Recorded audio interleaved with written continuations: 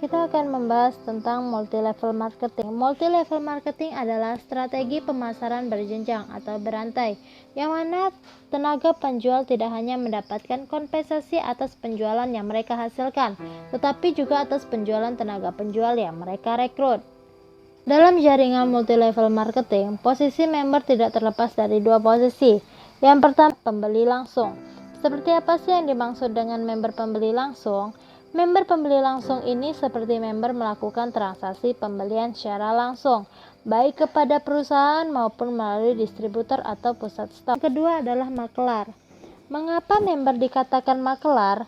Member disebut makelar karena member telah menjadi perantara bagi orang lain untuk menjadi member dan membeli produk perusahaan tersebut. Adapun akad yang dapat digunakan multi-level marketing syariah menurut Fatwa Dewan Syariah Nasional Majelis Ulama Indonesia nomor 75. Yang pertama yaitu adalah akad bai. Akad bai adalah jual beli biasa seperti yang kita lakukan di pasar, supermarket, dan toko lainnya, di mana pembeli memberikan alat pembayaran atau uang dan penjual menyerahkan barang. Yang kedua yaitu adalah akad jualah. Akad jualah adalah memberikan kepada seseorang dengan syarat dia harus mencapai hasil tertentu dan ditentukan oleh pihak yang memberikan upah. Yang ketiga adalah akad wakalah bil ujarah. Akad wakalah bil ujarah ini adalah pendelegasian tugas dengan memberikan sejumlah upah seperti yang biasa dilakukan dalam sistem keagenan, yang mana semua agen diberikan kuasa untuk menjual, namun dalam menjual agen harus mengikuti aturan perusahaan dan mereka akan diberikan upah. Selanjutnya yaitu adalah hukum syara seputar dua akad dan makelar. Hukum dua akad dalam suatu transaksi atau yang dikenal dengan istilah safqatain fi safqah atau baitain fi bai'ah. Akad pertama adalah jual beli, sedangkan akad kedua adalah pemakelaran.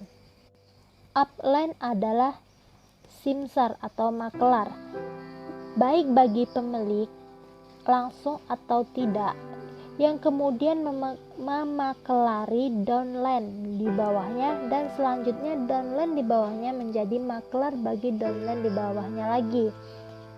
Suatu tasharuf qauli atau tindakan lisan dikatakan sebagai akad jika ada ijab atau penawaran dan qabul atau penerimaan. Ijab dan qabul ini juga diharuskan dilakukan secara syar'i, sehingga dampaknya juga halal bagi masing-masing pihak. Di samping itu, Islam telah menetapkan bahwa akad harus dilakukan terhadap salah satu dari dua perkara: zat, barang atau benda, atau jasa, itu disebut dengan manfaatnya. Misalnya akad syirkah dan jual beli adalah akad yang dilakukan terhadap zat, barang atau benda, sedangkan akad ijara adalah akad yang dilakukan terhadap jasa. Ada beberapa multi-level marketing syariah yang ada di Indonesia. Di antaranya adalah PT Herbal Penawar Al-Wahida Indonesia atau PT HPAI.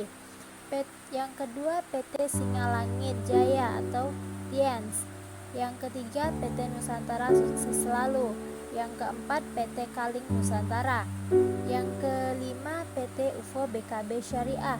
Yang keenam PT Momen Global Internasional. Yang ketujuh PT Veritra Sentosa Internasional atau yang biasa disebut dengan Paytrend. Itulah tadi MLM syariah yang ada di Indonesia.